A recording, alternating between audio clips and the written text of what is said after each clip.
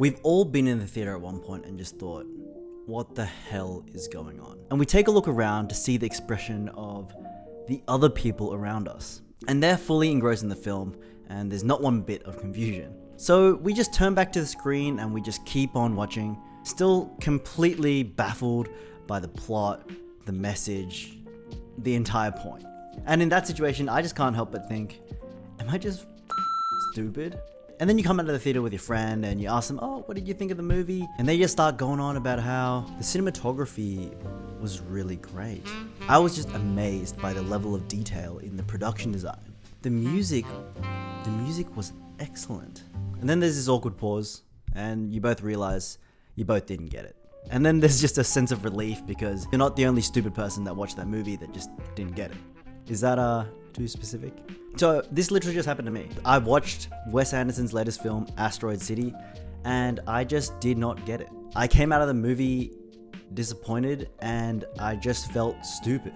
And I am a fan of Wes Anderson's work. I love The Grand Budapest Hotel. It's one of my favorite movies. So I went into Asteroid City extremely excited and I came out confused and disappointed. I really wanted to like the film. I did see some negative reviews before going in, but I just thought, they don't get it. Once I watch it, I'll totally understand and I'll give it 5 stars. But that just wasn't the case. And even watching the film and not getting it, I still just wanted to like the film. I still wanted to feel like I was smart and I got it. If I'm smart and I understood the film, then I would have liked it, right? Only a stupid person wouldn't have gotten it. There's a logic in my head anyways. So I did what any sane person would do. I went online and read a bunch of articles, went on YouTube, watched a bunch of explainer videos and reviews. And what people were saying online, it made sense. They were finding thematic connections that I didn't see, and they saw meaning where I couldn't. So I honestly started to think that maybe I really just didn't understand the movie and maybe I just completely misjudged it.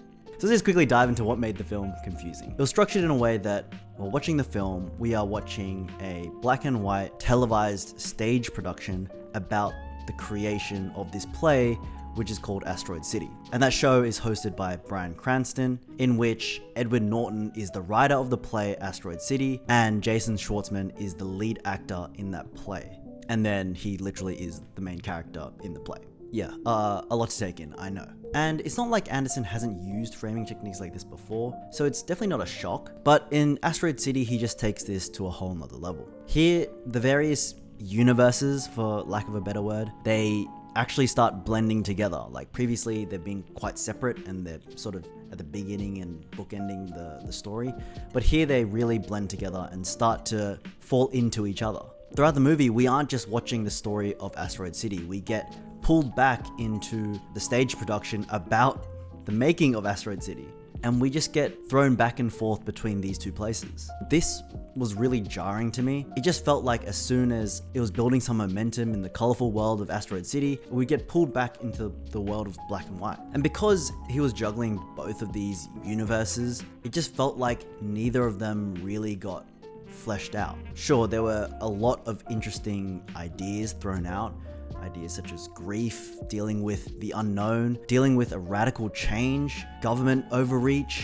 These things were touched upon in the Asteroid City play, but I didn't really feel like those themes were really explored or drilled down on in any meaningful way. And then in the black and white universe, in which the story was being written for Asteroid City, it was a meta commentary on the creation of art and its purpose, and almost saying that we don't need to have a purpose. We don't need to know why we're doing something. We just need to do it. We just need to create it. And that we are doing a good job and we should just keep moving and to stop questioning everything. And ultimately, all these ideas that I'm talking about now, I didn't really feel like they were that present when I was watching the film. Like, obviously, looking back now, I can sort of draw those connections and start to see that forming. But when I was watching the film, I think fundamentally, the characters didn't engage me. The plot didn't engage me. I know it's a style of his writing that the characters give deadpan deliveries, but a lot of the characters felt stiff and cold and very similar to each other. I didn't feel like he was able to capture the heart, the individuality of each character that he's done before. And he's done that in previous films with really minor characters. And here I just felt like a lot of the side characters, they just felt so redundant and they were just filler. Again, in the film, I was primarily just thinking, what the hell is happening? Where is this going? What is the point of this? And only after I read up on it, I began to appreciate that it was a story without a story, and it was almost an intentional lack of meaning. But I have to be honest with myself. I cannot say that I enjoyed the time that I spent in the theater watching Asteroid City. Sure, it was visually stimulating, but it just lacked a lot of substance, I felt, in that moment. Maybe now, having had a deeper dive into the broader messaging and the context of the film, maybe on a rewatch I'd be able to appreciate it more. But I don't think that justifies me saying it's a good film. A good or a great film to me, and this is just my opinion, is really built on a strong foundation of story and character. It needs to compel me to empathize with the characters and intrigue me enough to want to follow the characters on the journey that they're about to go on. While you can't debate how beautiful Asteroid City is and the technicality of Anderson's compositions, it just completely lacked any intrigue or tension. What is the Asteroid City play within the movie actually about? We don't know, and the characters don't know either. And not having any real story or plot, and not having any real closure on the many ideas raised in the film, might actually just be the point of the film. So me not fully understanding everything, yeah, that's intentional. But it just doesn't make me feel any better about it. I don't feel any sense of satisfaction having seen that that's the point. If anything, that being the point sort of feels like a cop-out. I just want to be fully equipped to be able to go into the cinema and watch a movie without having to do any pre-reading or any prior analysis. But maybe that's just me.